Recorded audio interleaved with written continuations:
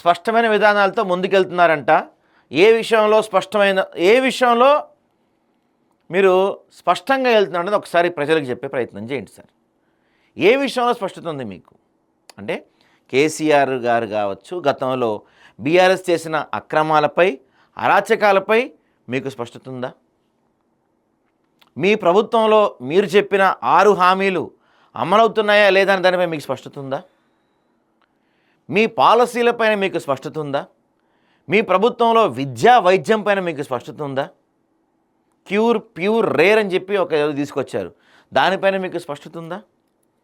మొన్న మీరు చెప్పారు గ్లోబల్ విజన్ అని చెప్పి, గ్లోబల్ సమ్మిట్ అని ఒకటి చేశారు. దాంట్లో ఏం జరిగిందో అసలు అది ఎందుకో మీకు స్పష్టత ఉందా? అసలు మీ ప్రభుత్వం ఏమి నడుపుతుందో, ఏం చేస్తుందో మీకు స్పష్టత ఉందా? ఇన్ని స్పష్టతలు లేని మీరు స్పష్టమైన అభిప్రాయంతో ముందుకెళ్తున్నామని చెప్తున్నారు చూసారా? అది తెలంగాణ ప్రజల దౌర్భాగ్యం. తెలంగాణ ప్రజల దౌర్భాగ్యం అట్లా ఉంది సార్. ఎందులో స్పష్టంగా వెళ్తున్నారు మీరు? ఒక్క విషయం చెప్పండి. భూములు దోచుకోవటంలో, ఆస్తులు పెంచుకోవటంలో, రియల్ ఎస్టేట్ మాఫియాకి సహకరించడంలో, ఇలాంటి విషయాల్లో తప్ప ఏ విషయంలో మీకు స్పష్టత ఉంది? ఒక్క విషయంలో కూడా మీకు స్పష్టత లేదు. మళ్ళీ స్పష్టంగా ముందుకెళ్తారట వీళ్ళు. అద్దె భవనాల్లో ప్రభుత్వ కార్యాలయాలు ఉండకుండా చూడండి, వివిధ శాఖల మధ్య సమన్వయం, అధికారులకు సీఎం రేవంత్ కీలక సూచనలు. అద్దె భవనాల్లో ప్రభుత్వ కార్యకలాపాలు లేకుండా చూడాలని చెప్తున్నారు. మరి అన్నీ ఇప్పుడు అద్దె భవనాల్లో ఉన్నాయి కదా.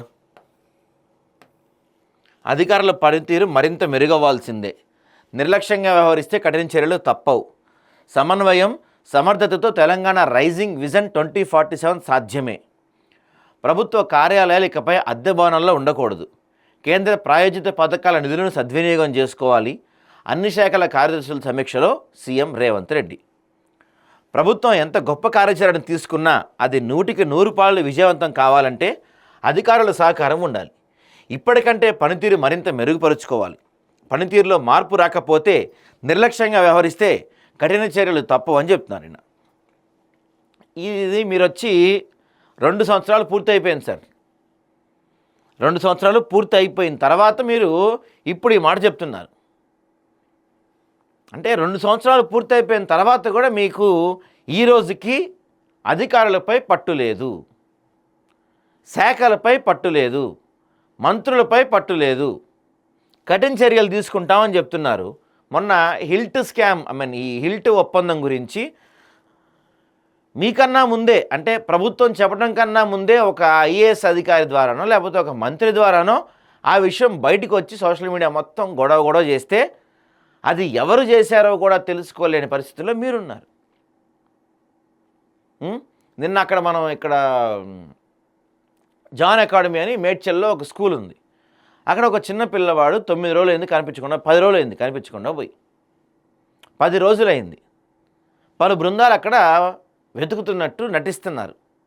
10 రోజులైంది, ఇంతవరకు ఆ పిల్లోడు ఉన్నాడా, చంపేశారా కూడా క్లారిటీ లేదు. ఇలా మీరు ఏ విషయంలో బలంగా ఉన్నారు? మరి మీరు చెప్పిన మాటలే, మేము అధికారంలోకి రాగానే ధరణి పైన పూర్తి స్థాయి దర్యాప్తు చేస్తామని చెప్పారు, చేశారా? ఫార్ములా ఈ స్కామ్ని బయటపెట్టి కేటీఆర్ని లోపలేస్తామని చెప్పారు, చేశారా? ధరణిలో అన్యక్రాంతం అయిపోయిన 1000 ఎకరాల భూముల్ని పేదలకు పంచుతామని చెప్పారు, ఓ గుంట భూమి పంచారా? ఇందిరమ్మ రాజ్యంలో ఇందిరమ్మ ఇళ్ళు ఇస్తామని చెప్పారు, అర్హులైన పేదవాళ్ళకి ఎంతమందికి ఇందిరమ్మ ఇళ్ళు వచ్చాయండి? అధికారంలోకి వచ్చి రాగానే 2000 రూపాయల పెన్షన్ 4000 చేస్తామన్నారు, చేశారా?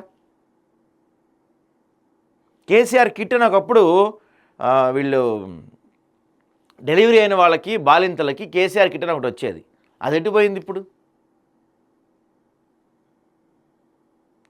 కళ్యాణ లక్ష్మితో పాటు తులం బంగారం కల్పిస్తున్నారు, అది ఎటుపోయింది ఇప్పుడు?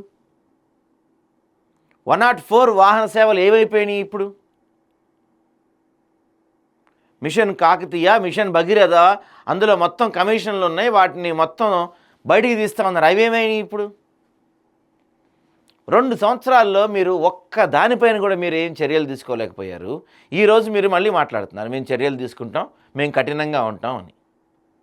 ఊరికే స్టేట్మెంట్లకు పనికొస్తాయి సార్ ఇవన్నీ. గంటలు గంటలు స్టేట్మెంట్లు, పేపర్లో ఏదో ఒక హెడ్లైన్ కావాలి కాబట్టి పేపర్లో హెడ్లైన్స్.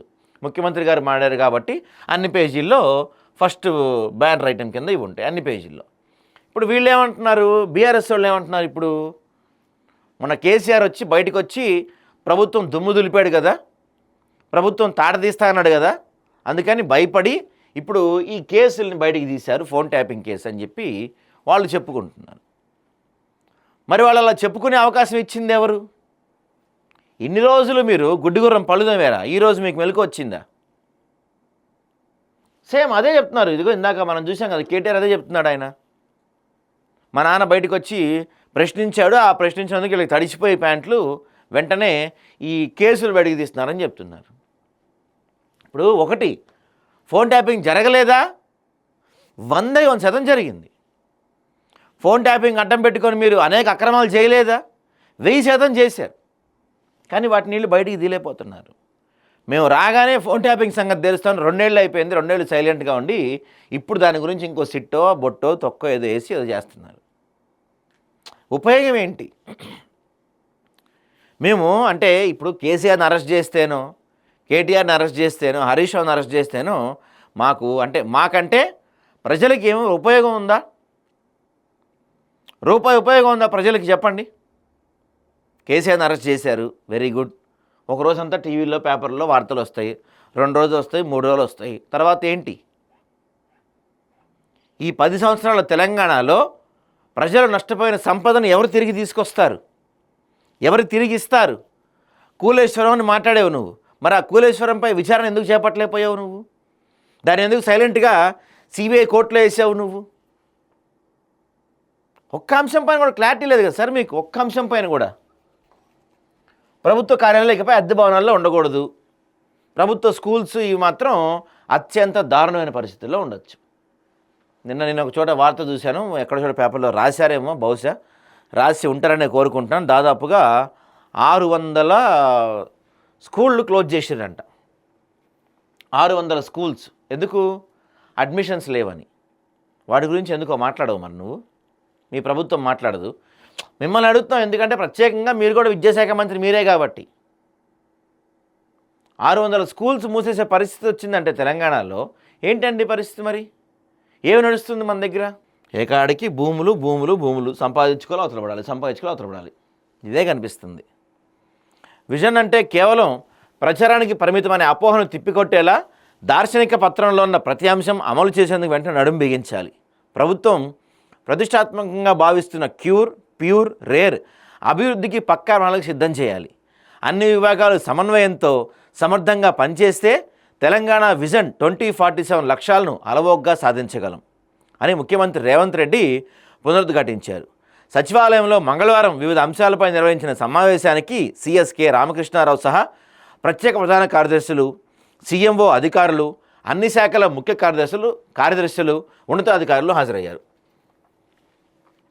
ఈ సందర్భంగా ముఖ్యమంత్రి రేవంత్ రెడ్డి ఉన్నతాధికారులకు దిశానిర్దేశం చేశారు. ఈ 2 ఏళ్లలో కొన్ని విజయాలు సాధించాం, కొన్ని ప్రణాళికలు రూపొందించుకున్నాం. గతంలో ఎనర్జీ, ఎడ్యుకేషన్, ఇరిగేషన్, హెల్త్ వంటి వివిధ శాఖలకు సంబంధించి ఒక పాలసీ అంటూ లేకపోవడంతో కొన్ని సమస్యలు వచ్చాయి.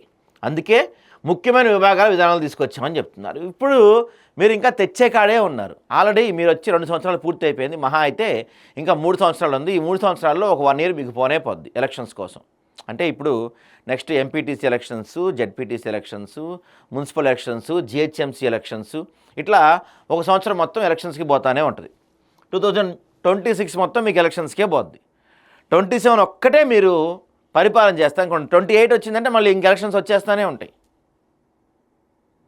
కాబట్టి ఇప్పుడు ఇంకా మీరు అది చేస్తాం, ఇది చేస్తాం, అట్లా చేస్తాం, ఇట్లా చేస్తాం ఆలోచించుకునే దగ్గరే ఉంటే ఇంకా అయినట్టే, మన ప్రభుత్వం అయినట్టే, మన తెలంగాణ బాగుపడినట్టే.